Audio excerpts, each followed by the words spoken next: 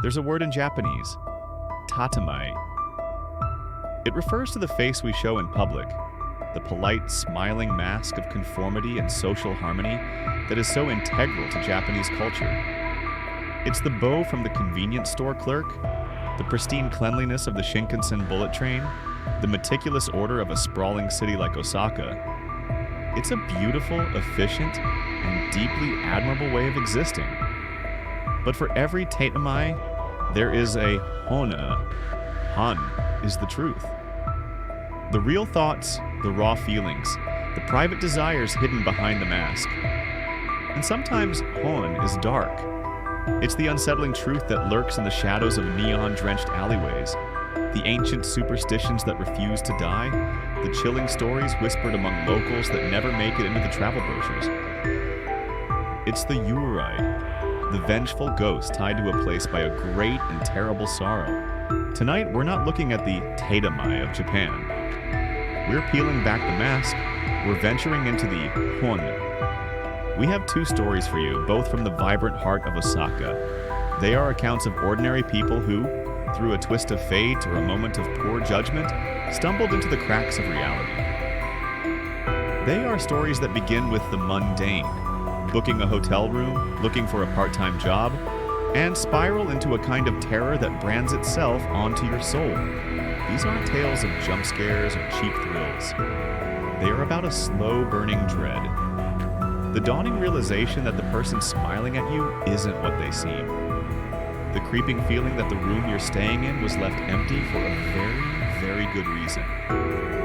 They are about the importance of listening to that tiny, primal voice in the back of your mind, the one that whispers, "Get out!" Our first story takes place in a well-known hotel, a place of convenience and routine.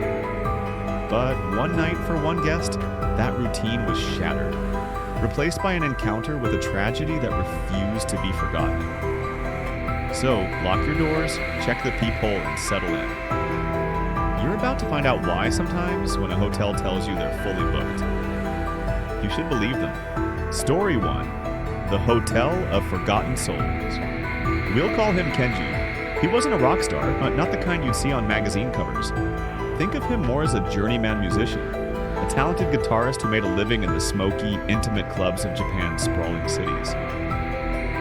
He was perpetually on the grind, chasing that one elusive hit, that one perfect chord that would elevate him from being an opening act to the main event. His life was a cycle of late-night shows, long train rides, and anonymous hotel rooms. And in Osaka, there was one specific hotel he always returned to. It wasn't luxurious, not by any stretch. The carpets were a bit worn, the decor a decade out of style. But the Hotel Tsubasa was reliable, and more importantly, it was perfectly located. A stone's throw from his favorite ramen joint and a short, brisk walk from the venue he frequented. On this particular trip in the autumn of 2019, fresh off a frustrating soundcheck and a tense call with his agent, Kenji arrived late without a reservation. He was tired, irritable, and assumed, as always, that his status as a regular would guarantee him a room. He was wrong. "My deepest apologies, sir," the young man at the front desk said, his bow almost comically low. "But we are completely full tonight." Kenji's patience, already worn thin, snapped. "Full? Don't you know who I am? I stay here every single time. I'm practically part of the furniture," he scoffed, his voice rising. It was an ugly display of ego, fueled by exhaustion and professional anxiety. He saw the staff exchange nervous glances, their practiced politeness struggling to contain the situation. "Find me something, anything. I don't care if it's a broom closet. Just make it happen. In Japan, the customer is God." After a few minutes of frantic typing and hushed whispers, the manager emerged. "Sir, we have found a solution." He didn't explain. He simply handed Kenji a keycard. Room 404. The moment the door swung open, he knew something was off. It wasn't just that the room was smaller than his usual one, barely large enough for the bed and a small desk. It was the air itself. It was thick, heavy, and saturated with a cloying floral scent. Incense. The kind used in temples during funerals and memorial rites. It was a smell of mourning, and it clung to the wallpaper, the curtains, the very fabric of the room. Weird, he thought, wrinkling his nose. But he had demanded any room. He'd gotten his wish. He dropped his bags and headed out into the electric embrace of the Osaka night, eager to wash the strange scent and the day's frustrations away with cheap beer and good company. Kenji blinked, thrown off by the bizarre question. His collar? I don't know. Brown? Yeah, an ugly brown color. It looked old. The three employees exchanged a look that Kenji couldn't decipher. It was a mixture of fear, pity, and resignation. The young staff member swallowed hard and pointed to his own crisp red collar. Sir, he said, his voice barely a whisper. We updated our uniforms last year. No one on our current staff wears a brown uniform. That design hasn't been used in over 5 years. A cold dread, colder than the sterile hallway air, began to seep into Kenji's bones. So, what are you telling me? That some random guy off the street has a key card and is pretending to be staff? Is that the level of security you have here? He demanded, though his voice lacked its earlier conviction. No one wanted to answer. They just stood there, avoiding his gaze. Finally, the young employee who had asked about the collar took a deep breath, as if bracing himself to break a terrible taboo. Sir, there was an incident in that room. Room 404, 5 years ago. His voice was low, heavy with a story he clearly did not want to tell. A young staff member, just a boy really, his first job. He was accused by a guest of stealing a valuable watch. It turned into a major ordeal. The manager at the time, he was a harsh man. He berated the boy right here in the lobby, humiliated him in front of everyone. The young staff member's eyes were filled with a profound sadness. The boy maintained his innocence. The watch was never found, but the shame was too much for him to bear. That night, he went back to the room the guest had stayed in. Room 404, and he took his own life. He hanged himself from the light fixture. The world tilted on its axis, the incense, the anniversary, the frantic searching. It all clicked into place with the sickening finality of a coffin lid shutting.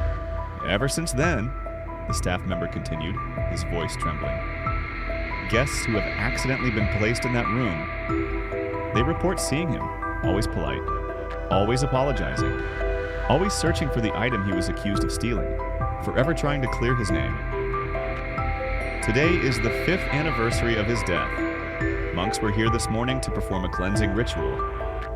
That's the smell you noticed. Kenji didn't say another word. He didn't scream. He didn't shout. A primal, silent terror had taken hold of him. He turned, walked back into room 404, grabbed his luggage and his guitar, and walked straight past the horrified staff, out of the hotel and into the pre-dawn chill of the Osaka streets. He didn't check out, he just left, because no amount of convenience was worth spending another second in a room, haunted by a sorrow so deep it had torn a hole in the fabric of time itself. Story 2. The boyfriend in the photograph. Our second story also begins in Osaka, but with a different kind of desperation. Sora was a college student, sharp, handsome, and perpetually broke. He had moved to the big city from a rural prefecture, and while his family supported him as best they could, there was never enough money for the things he truly desired. Sora was passionate about fashion. He dreamed of designer clothes, of expressing himself through style. But his reality was instant noodles and secondhand textbooks. One day, a friend offhandedly mentioned a solution. There's this app, his friend said, leaning in conspiratorially. It's called Companion Time. You can rent yourself out as a companion for the day. Mostly older, lonely women who just want someone to take them shopping or to dinner. The pay is insane. The idea was strange, but the temptation was overwhelming. Sora, with his quiet confidence and model-like features, was a natural. He signed up. Within weeks, his life transformed. 15,000 yen for a pleasant dinner. 20,000 yen to accompany a woman to an art gallery. He was good at it, a polite listener, a charming conversationalist. He was finally able to afford the clothes he'd only dreamed of, and the easy money was intoxicating. He started getting pickier, only accepting the highest-paying offers. Then, one evening, a message appeared that made his heart stop. "I am a woman approaching 60, the message read. The profile was blank, no photo. "I would love to book you for 3 hours. I want you to come to my house and cook for me. After we eat, I would like us to take a nap together. Rest assured, nothing sexual. The payment is 300,000 yen. $3,000. For 3 hours of cooking and napping?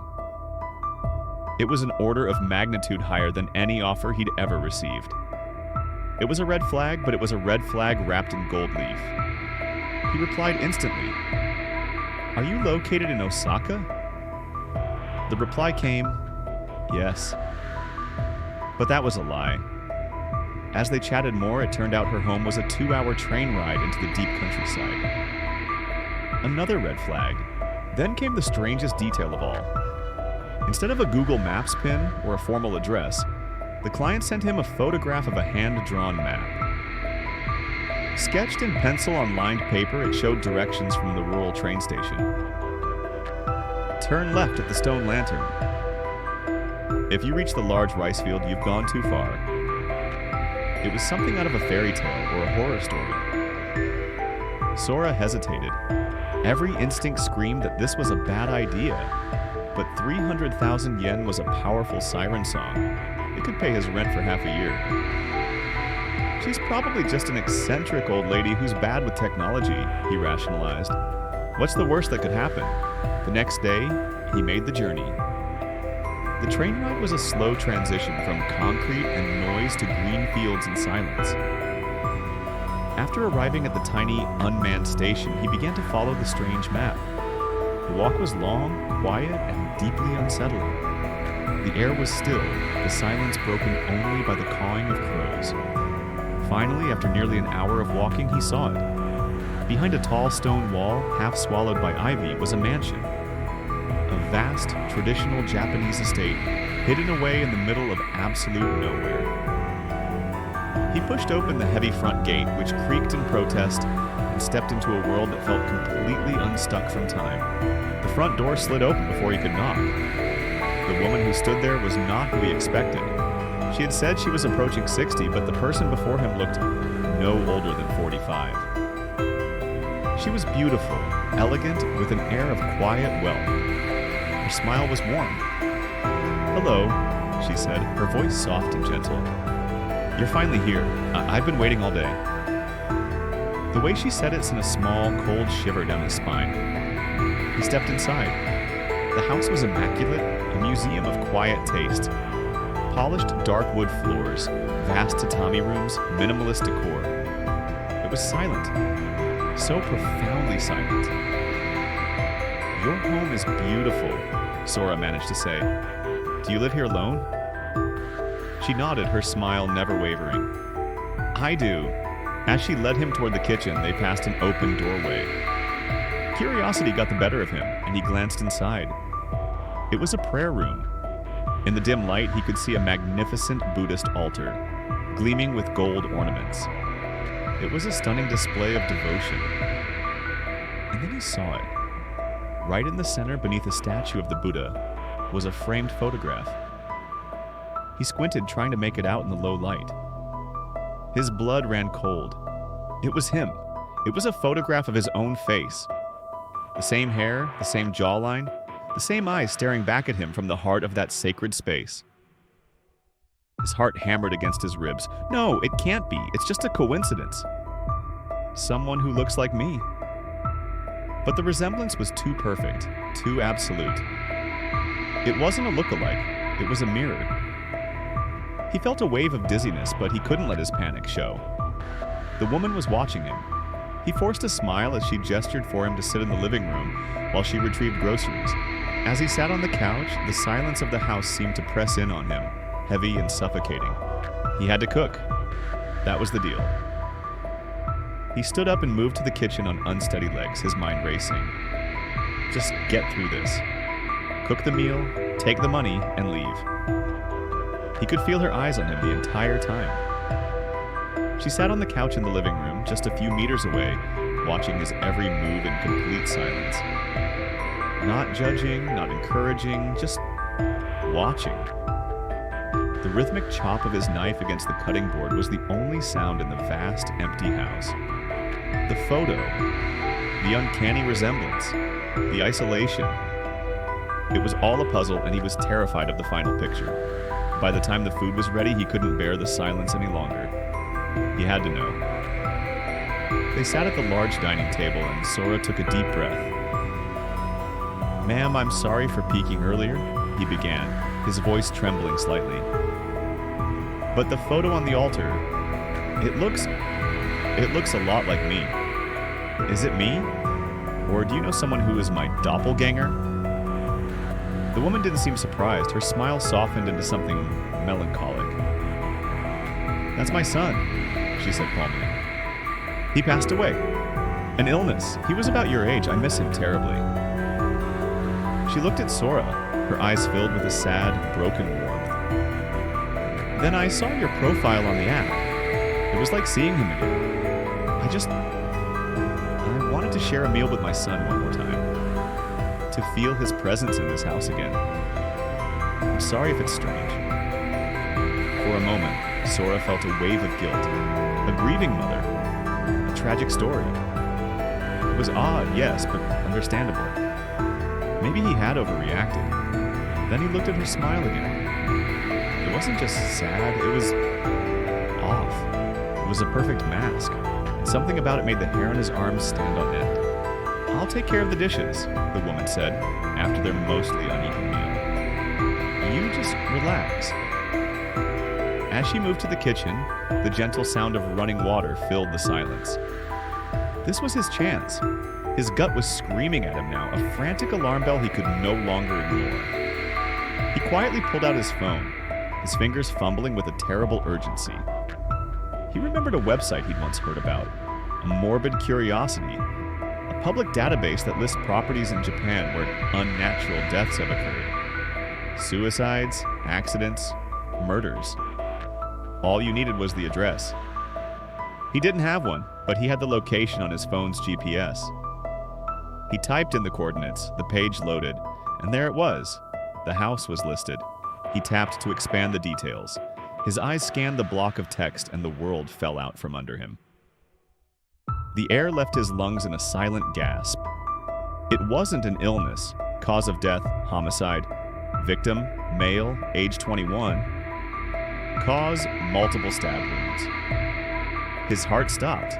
He kept reading. Perpetrator, mother.